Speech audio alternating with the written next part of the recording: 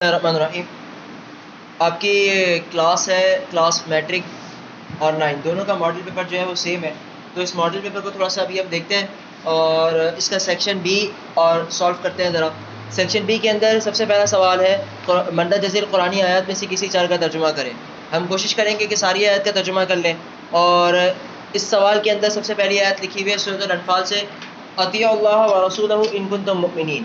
ابھی اطیع اللہ و رسولہ آپ کے پیپر کے اندر ہے، جبکہ قرآن مجید کے اندر واو بھی ہے واطیع اللہ، تو کنفیوز ہونے کی ضرورت نہیں. اگر واو ہے تو اور لکھیں گے آپ، اگر واو شروع میں نہیں ہے تو اور نہیں لکھیں گے. اس کا ترجمہ ہے اور اللہ اور اس کے رسول کا حکم مانو اگر ایمان رکھتے ہو. اطیع اللہ اطاعت کرنے کو کہتے ہیں. آپ یہ بھی کہہ سکتے ہیں اللہ اور اس کے رسول کی اطاعت کرو اگر ایمان رکھتے ہو، ان کنتم مؤمنین. اس کے بعد دوسری آیت جو آپ کے پیپر کے اندر دی ہوئی ہے، ولا تکونوا کالذین قالوا سمعنا وهم لا يسمعون. ولا تکونوا کالذین قالوا سمعنا وهم لا يسمعون. یہ آپ کی 7ویں آیت ہے سورۃ الانفال کی، جو آپ کے کوشچن آنسرس کے اندر پوچھی گئی ہے. تو اس کے اندر یہ جو آیت ہے ولا تکونوا کالذین قالوا سمعنا وهم لا يسمعون، اس کے اندر اس کا کی ورڈ ہم بنا سکتے ہیں سمعنا. یاد رکھیں کسی بھی جب آپ آیت عربی آپ کی مدر ٹنگ نہیں ہے، مادری زبان نہیں ہے، تو آپ مشکل اس کے جو ہے نا ٹرانسلیشن یاد کرنا تھوڑی سی مشکل ہوتی ہے. آپ نے ساری ٹرانسلیشن تو یاد کی ہوئی ہیں لیکن آپ کو یہ نہیں پتا کہ اس کی عربی کون سی ہے. تو آپ کیا کریں، عربی کے اندر کی ورڈز بنا لیں. اب سمعنا جتنی بھی آیات ہیں نا سمعنا اس میں نہیں ہے، تو سمعنا کو اپنا کی ورڈ بنا لو. اچھا سمعنا والی آیت کون سی ہے؟ وہ سننے والی ہے. اچھا سننے والا ترجمہ تو آپ کو یاد تھا، وہ ہے ولا تکونوا کالذین قالوا سمعنا وهم لا يسمعون، کہ اور ان جیسے نہ ہو جانا جنہوں نے کہا ہم نے سن لیا حالانکہ وہ لوگ نہیں سنتے. ٹھیک ہے، تو اس طریقے سے کی ورڈ بنائیں. نیکسٹ آیت دیکھیں، وَاعْلَمُوا أَنَّ اللَّهَ يَحُولُ بَيْنَ الْمَرْءِ وَقَلْبِهِ. اس کے اندر کیا بنے گا؟ آپ اس کے اندر قلب بھی بنا سکتے ہیں، مر بھی بنا سکتے ہیں، میم را اور حمزہ. وَاعْلَمُوا أَنَّ اللَّهَ يَحُولُ بَيْنَ الْمَرْءِ وَقَلْبِهِ، یا یحول بھی آپ بنا سکتے ہیں، تینوں بنا سکتے ہیں اس کے اندر ورڈز جو آپ کو آسان لگے. یحول کا مطلب ہوتا ہے حائل ہونا، مطلب کسی کے بیچ میں آ جانا. مر کہتے ہیں آدمی کو اور قلب کہتے ہیں دل کو. یہاں پہ ارادوں سے ارادہ اس کا مطلب ہے. ٹھیک ہے، ارادوں اور اس کے دل کے درمیان. تو اس کا ترجمہ کیا ہوگا؟ جان لو کہ اللہ کا حکم آدمی اور اس سے دلی ارادوں کے درمیان کیا ہو جاتا ہے؟ حائل ہو جاتا ہے. ٹھیک ہے، جو اس کے دل کے ارادے ہوتے ہیں نا ان کے درمیان حائل ہو جاتا ہے. کیا مطلب اس آیت مبارکہ کا؟ کہ انسان جب ارادہ کرتا ہے کہ میں اللہ رب العزت کی بندگی کروں گا اور اللہ تعالیٰ کا پسندیدہ بندہ محبوب بندہ بن جاتا ہے، پھر جب وہ گناہ کی طرف جانے لگتا ہے نا تو اللہ تعالیٰ اس کے دل کے اندر خود آ جاتا ہے اور اسے اس بات کا احساس دلاتا ہے کہ تم میرے بندے ہو. تو وہ کیا ہو جاتا ہے؟ گناہ سے دور ہو جاتا ہے. کیوں؟ کیونکہ وہ اللہ کا محبوب بندہ ہے. تو اس وجہ سے اللہ نے اس کے دل اور اس کے ارادوں کے درمیان میں آ کر کیا حائل ہو گئے، تو اس گناہوں سے کیا ہوگا؟ وہ محفوظ ہو گیا. ٹھیک ہے، اگلی آیت دیکھیں جو آپ کے ماڈل پیپر کے اندر ہے، آیت نمبر 4، وَقَاتِلُوهُمْ حَتَّى لَا تَكُونَ فِتْنَةٌ وَيَكُونَ الدِّينُ كُلُّهُ لِلَّهِ. وَقَاتِلُوهُمْ حَتَّى لَا تَكُونَ فِتْنَةٌ وَيَكُونَ الدِّينُ كُلُّهُ لِلَّهِ. یہ 14 نمبر آیت ہے سورۃ الانفال میں. اب اس کے اندر کی ورڈ آپ کیا بنائیں گے؟ قاتلوہم بھی بنا سکتے ہیں، قتال کو کہتے ہیں. کلہ للہ بھی بنا سکتے ہیں کیونکہ کلہ للہ کسی اور آیت کے اندر نہیں ہے. اس تمام جتنی بھی سورۃ الانفال کی آیت یہاں پر موجود ہے. کلہ للہ کا مطلب ہوگا، للہ کا مطلب ہوتا ہے اللہ کے لیے، اور کل کا مطلب ہوتا ہے سارا. کل آپ بولتے ہیں نا، کل کاف لام پیش کل، تو یہ کل کا مطلب ہوتا ہے سارا، تمام. کلہ للہ، کہ سارا کا سارا دین کیا ہو جائے؟ اللہ کے لیے ہو جائے. اب اس کا پوری آیت کا ترجمہ دیکھیں ذرا، اور ان سے لڑو. وقاتلوہم، اور ان سے لڑو یہاں تک کہ کوئی فساد باقی نہ رہے. فتنہ کا مطلب کیا ہوتا ہے؟ فساد. فساد باقی نہ رہے اور سارا دین کیا ہو جائے؟ اللہ کے لیے ہو جائے. ٹھیک ہے، اگلی آیت دیکھیں جو ماڈل پیپر کے اندر ہے، یا ایھا النبی حسبک اللہ ومن اتبعک من المؤمنین. یا ایھا النبی حسبک اللہ ومن اتبعک من المؤمنین. اب یہ آیت جو ہے سورۃ الانفال کی آیت نمبر 21 ہے. اے غیب کی خبریں بتانے والے نبی، اللہ تمہیں کافی ہے اور یہ جتنے مسلمان تمہارے پیرو ہیں اللہ انہیں بھی کافی ہے. اس کے اندر کی ورڈ کیا بنے گا؟ حسبک. حسبک کا مطلب ہوتا ہے کافی ہونا. اب اللہ تعالیٰ کیا کہہ رہے ہیں؟ اے غیب کی خبریں بتانے والے میرے نبی، مطلب اللہ کے نبی، اللہ کیا ہے؟ آپ کے لیے کافی ہے. صرف آپ کے لیے کافی نہیں ہے، ان لوگوں کے لیے بھی کافی ہے جو آپ کی پیروی کرتے ہیں، آپ کی اتباع کرتے ہیں. تو مطلب یہ ہوا کہ جو اللہ اپنے نبی کے لیے بھی کافی ہوا اور ان لوگوں کے لیے بھی کافی ہوا جو اللہ کے رسول کی بات کو مانتے ہیں. ٹھیک ہے، اگلی آیت دیکھیں جو آپ کے پیپر کے اندر ہے، وَمَا رَمَيْتَ إِذْ رَمَيْتَ وَلَكِنَّ اللَّهَ رَمَى. وما رمیت اذ رمیت ولکن اللہ رمی. یہ آیت جو ہے اس کے اندر کیا ہے، یہ آیت شروع میں لی گئی ہے، مطلب آیت نمبر 5 ہے یہ. اس کا مطلب رمیتا کا مطلب ہوتا ہے پھینکنا، ٹھیک ہے، تھرو کرنا کسی چیز کو. اب اس کے اندر 2 دفعہ رمیتا ہے اور 1 مرتبہ رما، تینوں کا مطلب پھینکنا ہی ہوگا. اب کس طریقے سے اس کا ترجمہ کریں گے؟ اے محبوب صلی اللہ علیہ وسلم، وہ خاک جو آپ نے پھینکی تھی، آپ نے نہیں پھینکی تھی لیکن اللہ نے پھینکی تھی. کیا مطلب؟ یہ وہ واقعہ ہے جو غزوہ بدر کے اندر رسول اللہ صلی اللہ علیہ وسلم نے کفار مکہ کی طرف جو مٹی اٹھا کر پھینکی تھی، تو لوگوں کو تو یہی نظر آیا نا کہ وہ آپ صلی اللہ علیہ وسلم پھینک رہے ہیں، حقیقتاً پھینکنے والے آپ صلی اللہ علیہ وسلم ہی تھے. لیکن کیا ہے، اللہ تعالیٰ یہ کہہ رہے ہیں کہ وہ آپ نے جو پھینکی تھی وہ آپ نے نہیں پھینکی تھی بلکہ اللہ نے پھینکی تھی. اس کا مطلب یہ ہوا آپ نے تو صرف لوگوں کے سامنے تھرو کی تھی، لوگوں کی آنکھوں میں پہنچائی کس نے؟ اللہ نے.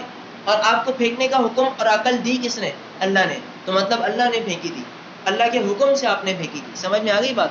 تو یہ تمام کی تمام آیات جو کہ ماڈل پیپر کے اندر ہے مکمل ہو گئی.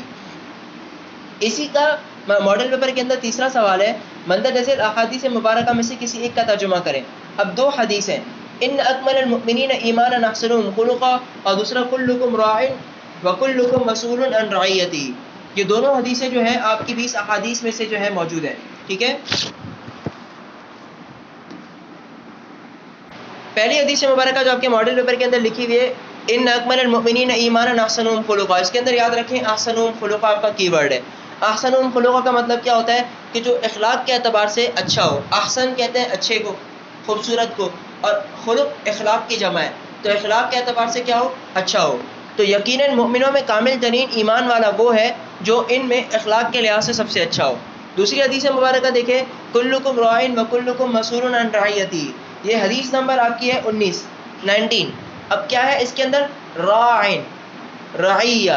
اب یہ راعی کا ورڈ جو ہے نگہبان، یہ یاد رکھیں، ذہن میں رکھیں. راعی کا مطلب ہوتا ہے چرواہا، چرانے والا، نگرانی کرنے والا. اب مثال کے طور پہ اگر کوئی جانوروں کو چرا رہا ہوتا ہے، اپنی بکریوں کو چراتے ہوئے دیکھا ہوگا تو وہ کیا کرتا ہے؟ وہ بکریوں کی نگرانی بھی کر رہا ہوتا ہے، چرواہا ہوتا ہے. ویسے ہی ہر گھر کا چرانے والا، ہر گھر کا ایک مطلب لیڈ کرنے والا ایک شخص ہوتا ہے. ملک کا لیڈ کرنے والا بھی ایک شخص ہوتا ہے، اسکول کا لیڈ کرنے والا بھی کوئی شخص ہوتا ہے. تو مطلب ہر جگہ کوئی نہ کوئی کسی کو لیڈ کر رہا ہوتا ہے، تو وہ کیا ہوگا؟ راعی ہوگا. تم میں سے ہر ایک نگہبان ہے اور تم میں سے ہر ایک اپنی رعیت کے بارے میں جواب دہ ہے. اس کو جواب دینا پڑے گا اپنی رعایا کے بارے میں. مثال کے طور پہ اگر گھر کے بچے اگر شرارت کرتے ہیں تو آ کے گھر کے اندر والدہ سے والد پوچھتے ہیں کہ آپ کے گھر کے اندر موجودگی کے اندر بچے نے شرارت کیسے کی، کیونکہ گھر کی دیکھ بھال کرنے کی ذمہ داری والدہ کی تھی نا اس وقت. اور ویسے ہی اگر گھر کے بچے شرارت کرتے ہیں تو باہر والے آ کے والد سے کمپلین کرتے ہیں کہ آپ کا بیٹا ہے، آپ کی نگرانی میں اس نے شرارت کیسے کی. تو جس کی نگرانی میں ہوتا ہے اس سے سوال پوچھا جاتا ہے. کلیئر ہو گیا؟ آپ کے ماڈل پیپر کے اندر اب سیکشن بی کے اندر چوتھا سوال جو پوچھا گیا ہے جس کے اندر شارٹ کویشچن آنسرز ہوتے ہیں، تو اس میں ذرا نوٹ دیکھیں کیا لکھا ہوا ہے. مدہ جزیل سوالات میں سے کسی 4 کے مختصر جوابات مطلوب ہیں. اب یہاں پر آپ سے ٹوٹل 6 سوال پوچھے گئے، 2 کی آپ چوائس پہ چھوڑ سکتے ہیں، لیکن یہ کہ ہم 6 کے 6 سالو کریں گے تاکہ آپ کے سب سالو ہو جائیں. پہلا سوال پوچھا گیا ہے، سورۃ الانفال کی روشنی میں مومنین کی کوئی 3 صفات بیان کریں. آپ کی کتاب کے اندر قرآن مجید کے اندر اور جب آپ نے آنسر سالو کیے تھے تو 5 صفات بیان ہوئی تھیں، تو آپ نے صرف 5 میں سے 3 صفات بیان کرنی ہے. یہ سورۃ الانفال کا سب سے پہلا سوال ہے کہ اس سبق میں مومنوں کی کیا صفات بیان کی گئی ہیں. تو آپ بتائیں گے اس سبق میں مومنوں کی 5 صفات میں سے 3 صفات یہ بیان کی ہیں کہ سب سے پہلی صفت اللہ کا خوف. اب اللہ کا خوف کیا ہوتا ہے؟ اللہ کے نیک بندے جب ہوتے ہیں، جب اللہ کا ذکر سنتے ہیں تو ان کے دل ڈر جاتے ہیں. دوسرا ایمان کا بڑھ جانا، مطلب جب ان کے سامنے اللہ کی آیتیں پڑھی جاتی ہیں تو ان کا ایمان بڑھ جاتا ہے. تیسرا اللہ پہ بھروسہ، کہ جب نیک کام کرتے ہیں تو ان کا اپنے رب پر یقین اور بھروسہ بھی ہوتا ہے. چوتھی صفت جو کہ آپ نے نہیں لکھنی لیکن میں بتا رہا ہوں کہ نماز قائم کرنا، کہ جو لوگ اپنی نمازوں کی حفاظت کرتے ہیں تو وہ کیا کرتے ہیں؟ وہ بھی اللہ کے مومن، یہ بھی مومن بندوں کی صفات میں سے ایک صفت ہے. پانچویں صفت مال کا خرچ کرنا، کہ مومن لوگ کیا کرتے ہیں؟ نیک کاموں میں کیا کرتے ہیں؟ مال کو خرچ کرتے ہیں. آپ کے ماڈل پیپر کا دوسرا سوال ہے، مال غنیمت کی تقسیم کے بارے میں سورۃ الانفال میں کیا حکم دیا گیا ہے. تو یہ سوال آپ کا سوال نمبر 12 ہے. آپ کے سورۃ الانفال کے اندر قرآن میں مال غنیمت کی تقسیم کے بارے میں کیا حکم دیا گیا ہے. تو دیکھیں مال غنیمت کی تقسیم کچھ اس طریقے سے ہے کہ سب سے پہلے مال غنیمت کو 5 حصوں میں تقسیم کیا جائے گا. ایک حصہ اللہ اور اس کے رسول کا ہوگا اور باقی 4 حصے مجاہدین میں تقسیم کر دیے جائیں گے. اور جب مجاہدین میں تقسیم کیے جائیں گے تو اس کو بھی ڈویژن کا طریقہ یہ ہوگا کہ ان 4 کو 3 میں ڈیوائڈ کیا جائے گا. ایسے ہی جیسے مثال کے طور پہ آپ کے گھر کے 4 افراد ہوں, ایک روٹی بنائی جائے اور ان میں 4 میں تقسیم کی جائے, لیکن یہ کہ ایک شخص کہے کہ میں روٹی نہیں کھاؤں گا, تو پھر اس کا حصہ بھی باقی 3 کے اندر ڈیوائڈ کرنے کا طریقہ اس کو 3 کر دیے جائیں. تو ویسے ہی مال غنیمت کے ان 4 حصوں کو بھی 3 حصوں میں ڈیوائڈ اسی طریقے سے کیا جائے گا کہ 2 حصے جو سوار مجاہدین ہوں گے ان کو مل جائیں گے اور ایک حصہ پیدل کو مل جائے گا. اب وہ جو 5واں حصہ اللہ اور اس کے رسول کا ہے, اس کی ڈویژن کا طریقہ کیا ہے کہ اس کے بھی 5 حصے کیے جائیں گے. ایک حصہ رسول اللہ صلی اللہ علیہ وسلم کے لیے خاص ہوگا, دوسرا حصہ آپ صلی اللہ علیہ وسلم کے اہل قرابت مطلب رشتہ داروں کے لیے ہوگا, تیسرا حصہ یتیموں کے لیے ہوگا, چوتھا حصہ غریبوں اور محتاجوں کے لیے, 5واں حصہ مسافروں پر خرچ کیا جائے گا. ٹھیک ہے. اب سوال نمبر 3 دیکھیں ذرا. سوال نمبر 3 آپ سے پوچھا گیا ہے کفار کی جانب سے عہد شکنی کی صورت میں کیا ہدایات دی گئی ہیں. تو یہ سوال نمبر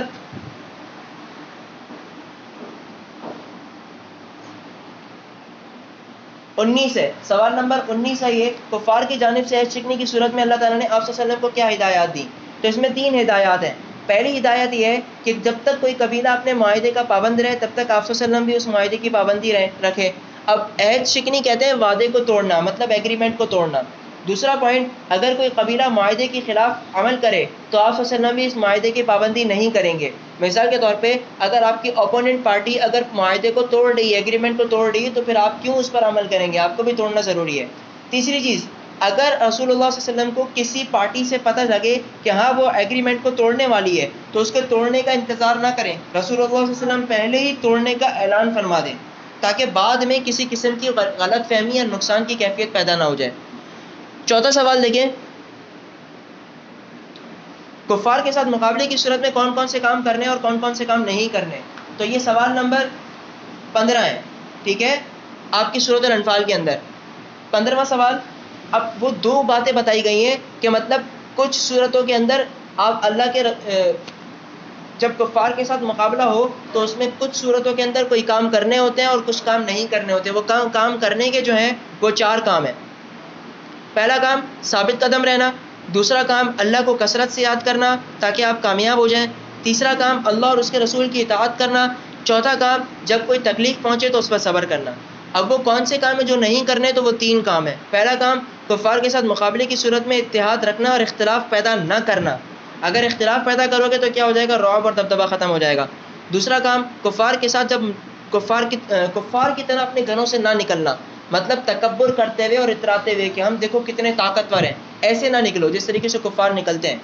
تیسرا کام کہ جب کوئی بھی کام کرو تو وہ دکھلاوے کے لیے نہ کرو, بلکہ کس لیے کرو, اللہ کی رضا کے لیے کرو. ٹھیک ہے. اگلا سوال دیکھیں, سورۃ الانفال میں اللہ تعالیٰ نے جہاد کی تیاری کے بارے میں کیا حکم دیا ہے. مطلب جہاد کی تیاری کے بارے میں سورۃ الانفال کے اندر اللہ تعالیٰ کیا حکم دے رہے ہیں. تو یہ سوال نمبر آپ کا بنے گا 20. سورۃ الانفال میں جہاد کی تیاری کے بارے میں اللہ تعالیٰ نے حکم دیا ہے کہ مدینہ کے مسلمانوں ہر وقت تیار رہو. کیونکہ تمہارے پاس کن تیاری کے اندر کیا کیا چیزیں ہونی چاہیے. اسلحہ وافر مقدار میں ہونا چاہیے, گھوڑے تمہارے تیار ہونے چاہیے. اس کے علاوہ تم خود بھی تیار رہو کہ تمہارے گھر والوں کو جب بھی ضرورت ہو تمہارے جہاد پر جانے کے لیے, تو تمہارے گھر والوں کے پاس وہ تمام چیزیں موجود ہوں جو تمہارے بعد کام آئے. تو یہ تیاری کا حکم ہے. اور تیاری کے حکم کے اندر ایک اور چیز بھی آتی ہے کہ خود کو بھی اتنے اچھے سے تیار رکھو, مطلب لڑنے کی صلاحیت قوت اپنے اندر پیدا رکھو تاکہ جب بھی تمہاری ضرورت پڑے امت مسلمہ کو تم کیا ہو جاؤ, حاضر ہو جاؤ. آخری سوال دیکھیں, سورۃ الانفال میں ہجرت اور نصرت کے بارے میں کیا ارشاد فرمایا گیا ہے. اس سوال کا جواب دیکھیں. سوال نمبر 21 ہے کہ جب اللہ تعالیٰ نے ارشاد فرمایا جو لوگ مسلمان ہوئے, اللہ تعالیٰ کے راستے میں ہجرت کیا, اپنے گھر وطن کو چھوڑا, تو اب وہ جب اپنے گھر اور اپنی ذمہ داریوں کو چھوڑ کر آ رہے ہیں, دوسری جگہ جا رہے ہیں, تو اب ان کے لیے کیا بنتا ہے. اللہ تعالیٰ نے کیا کیا ہے, ایک تو اجر رکھا ہے ان کے لیے. دوسرا, جہاں یہ جا رہے ہیں تو وہ لوگ ان کی مدد بھی کریں گے, ان کے ساتھ تعاون اس انداز سے کریں گے کہ ان کو جس چیز کی ضرورت ہے اس کی ضرورت کو جتنا وہ کر سکتے ہیں وہ پورا کرنے کی کوشش کرتے ہیں. اب ہم دیکھتے ہیں فتح مکہ کے جو لوگ تھے, مسلمان تھے, جب وہ ہجرت کر کے مدینہ منورہ آئے تو مدینہ منورہ کے مسلمانوں نے جو ایثار کیا اور جو ہمدردی کی, جو حق ادا کیا, وہ اس طریقے سے کیا کہ اپنی آدھی جائیدادیں ان کے حوالے کر دیں. تو یہ انصار کی طرف سے تعاون تھا اور مکہ والوں کی طرف سے قربانی یہ تھی کہ اپنے وطن اور اپنی جگہ کو چھوڑ کر آئے. ٹھیک ہے, تو یہاں پر آپ کا سیکشن بھی کمپلیٹ ہو گیا. سیکشن بی کے جتنے بھی سوالات ہیں وہ ہم نے مکمل کر لیے. وآخر دعوانا الحمدللہ رب العالمین.